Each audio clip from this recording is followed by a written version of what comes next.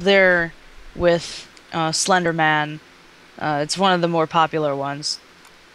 The story is that Russian researchers in the late 1940s kept 5 people awake for 15 days using an experimental gas-based stimulant.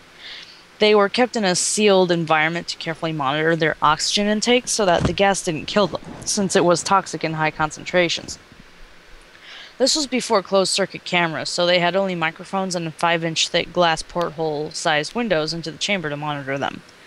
The chamber was stocked with books, cots to sleep on but no bedding, running water and toilet, and enough dried food to last all 5 for over a month. The test subjects were political prisoners deemed enemies of the state during World War II. Everything was fine for the first 5 days. The subjects hardly complained, having been promised falsely that they would be freed if they submitted to the test and did not sleep for 30 days. Their conversations and activities were monitored, and it was noted that they continued to talk about increasingly traumatic incidents in their past, and the general tone of their conversations took on a darker aspect after the 4-day mark. After 5 days, they started to complain about the circumstances and events that led them to where they were, and started to demonstrate severe paranoia. They stopped talking to each other and began alternately whispering to the microphones and one-way mirrored portholes. Oddly, they all seemed to think that they could win the trust of the experimenters by turning over their comrades, the other subjects in captivity with them. At first, the researchers suspected this was an effect of the gas itself. After 9 days, the first of them started screaming. He ran the length of the chamber, repeatedly yelling at the top of his lungs for 3 hours straight. He continued attempting to scream, but was only able to produce occasional squeaks. The researchers postulated that he had physically torn his vocal cords. The most surprising thing about this behavior is how the other captives reacted to it, or rather didn't react to it. They continued whispering to the microphones until the second of the captives started to scream. The 2 non-screaming captives took the books apart, smeared page after page with their own feces, and pasted them calmly over the glass portholes. The screaming promptly stopped. So did the whispering to the microphones. After 3 more days passed, the researchers checked the microphones hourly to make sure they were working, since they thought it impossible that no sound could be coming with 5 people inside. The oxygen consumption in the chamber indicated that all 5 must still be alive. In fact, it was the amount of oxygen 5 people would consume at a very heavy level of strenuous exercise. On the morning of the 14th day, the researchers did something they said they would not do to get a reaction from the captives. They used the intercom inside the chamber, hoping to provoke any response from the captives they were afraid were either dead or vegetables.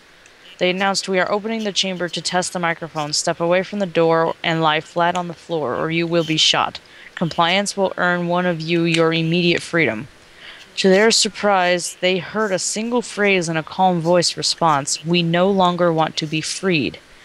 Debate broke out among the researchers and the military forces funding the research.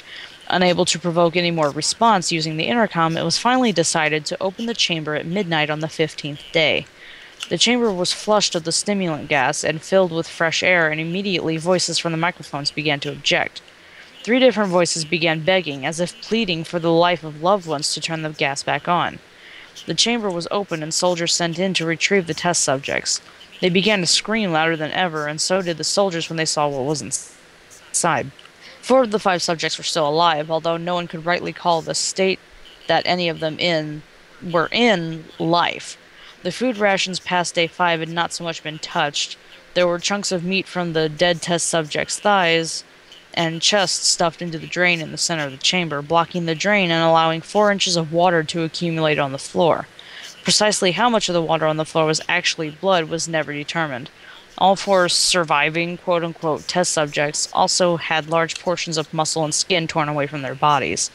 The destruction of flesh and exposed bone on their fingertips indicated that the wounds were inflicted by hand, not with teeth, as the researchers initially thought. Closer examination of the position and angles of the wounds indicated that most, if not all of them, were self-inflicted. The abdominal organs below the rib cage of all 4 test subjects had been removed. While the heart, lungs, and diaphragm remained in place, the skin and most of the muscles attached to the ribs had been ripped off, exposing the lungs through the rib cage. All the blood vessels and organs remained intact. They had just been taken out and laid on the floor, fanning out around the eviscerated but still living bodies of the subjects. The digestive tract of all four could be seen to be working, digesting food. It quickly became apparent that they were digesting their own flesh, that they had ripped off and eaten over the course of days. Most of the soldiers were Russian special operatives at the facility, but many refused to return to the chamber to remove the test subjects. They continued to scream to be left in the chamber and alternately begged and demanded that the gas be turned back on, lest they fall asleep. To everyone's surprise, the test subjects put up a fierce fight in the process of being removed from the chamber.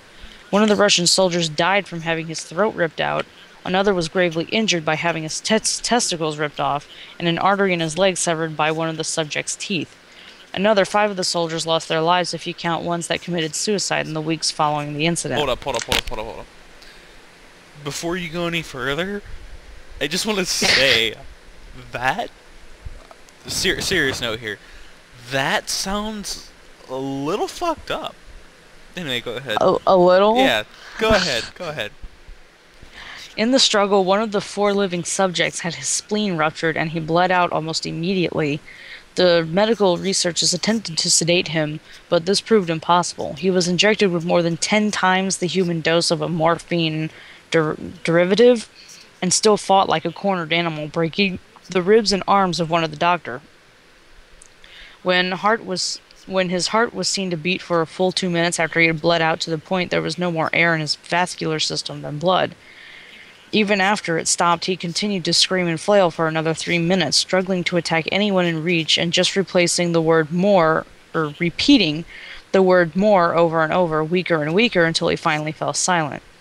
The surviving 3 test subjects were heavily restrained and moved to a medical facility, the 2 with intact vocal cords continuously begging for the gas, demanding to be kept awake.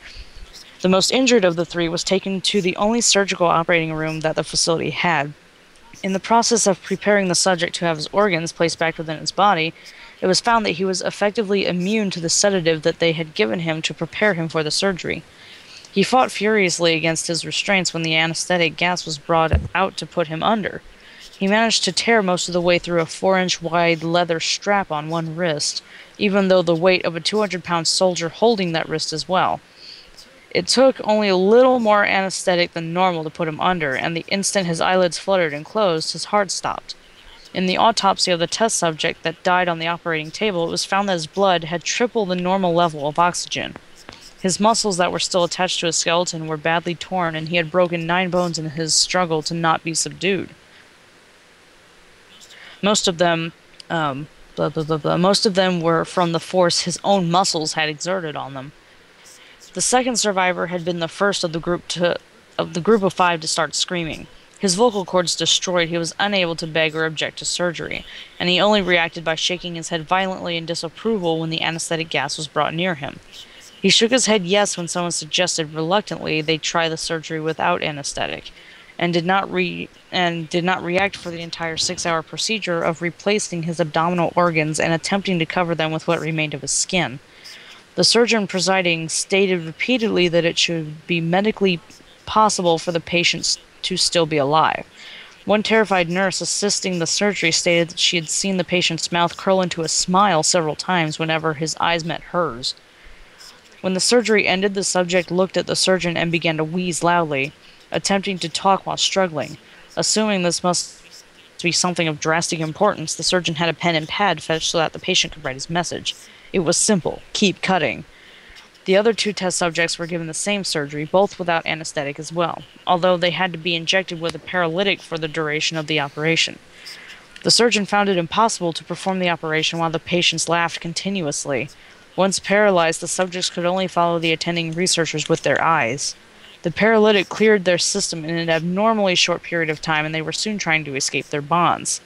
The moment they could speak, they were again asking for the stimulant gas. The researchers tried asking why they had injured themselves, why they had ripped out their own guts, and why they wanted to be given the gas again. Only one response was given: I must remain awake. All 3 subjects' restraints were reinforced, and they were placed back into the chamber, awaiting determination as to what should be done with them. The researchers, facing the wrath of their military benefactors, quote-unquote, for having failed the stated goals of their project, considered euthanizing the surviving subjects. The commanding officer, an ex-KGB, instead saw potential and wanted to see what would happen if they were put back on the gas. The researchers strongly objected, but were overruled. In preparation for being sealed in the chamber again, the subjects were connected to an EEG monitor and had their restraints padded for long-term confinement. To everyone's surprise, all three stopped struggling the moment it was let slip that they were going back on the gas. It was obvious that, at this point, all three were putting up a great struggle to stay awake. One of the subjects that could speak was humming loudly and continuously. The mute subject was straining his legs against the leather bonds with all his might, first left, then right, then left again for something to focus on. The remaining subject was holding his head off his pillow and blinking rapidly. Having been the first to be wired to EEG, most of the researchers were monitoring his brainwaves in surprise. They were normal most of the time, but sometimes flatlined inexplicably. It looked as if he were repeatedly suffering brain death before returning to normal. As they focused on papers scrolling out of the brainwave monitor, only one nurse saw his eyes slip shut at the same moment his head hit the pillow. His brainwaves immediately changed to that of deep sleep, then flatlined for the last time as his heart simultaneously stopped.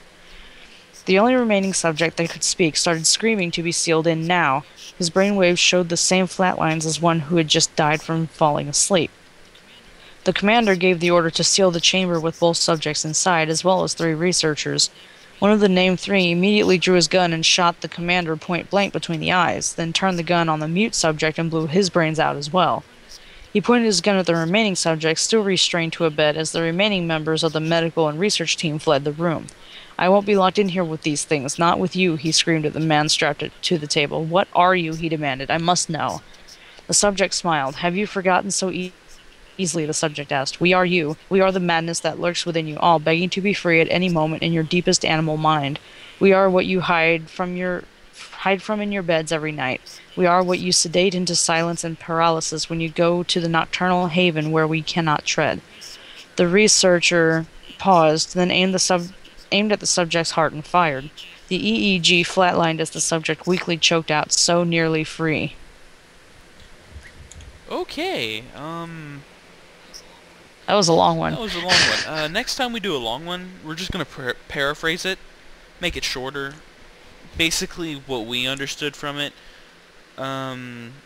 This was really kind of creepy. I mean, there were points where myself, yeah, this was one that went for shock value more than it went for actual creepiness.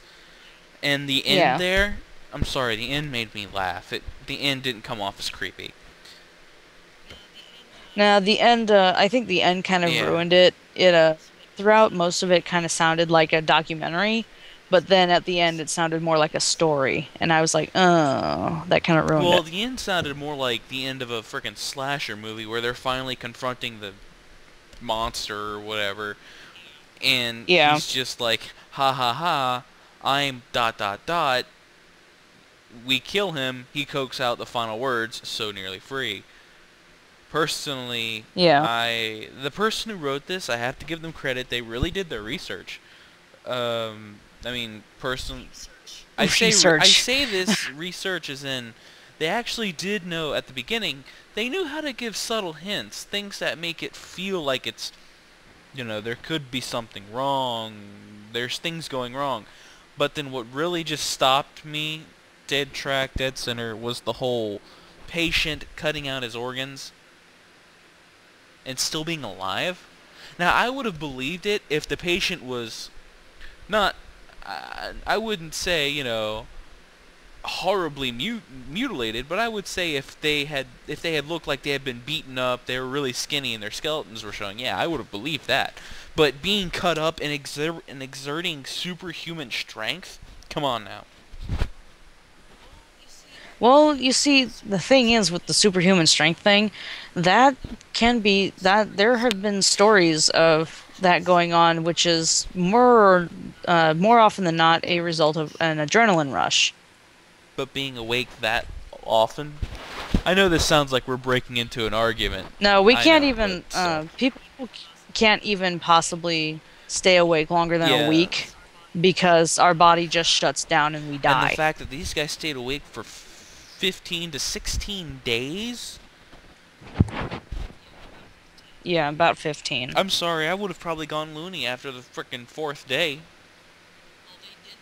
Well, they did start going loony after the fourth day. Loonier. Um, in a nutshell, I go loony after just two in a days. nutshell, yeah, it's a good read, but I personally would not recommend it. Yeah, I don't think, I mean, it's a nice, this is gonna sound horrible. It's a nice gore read if you're into that, but other than that, it's not really, it's It can freaky. shock, but it can't creep. Well, it could shock or creep depending on, your preferences or whatever. But it's like you said earlier, it's more of a shock factor than it is a creep factor. Yeah, they're going for the shock value than they are anything else. Anyway, any final thoughts you want to give this before we call it off? Um, Not really, other than the fact that I think it's complete and utter bunk, just mainly because of the end there. It just makes it sound like it was completely fabricated. If they hadn't added that in there, um, it could have been, semi-believable. All right. Well, this has been this is DSG and Dark Watch, And and Katie, next round it's my choice. See you later.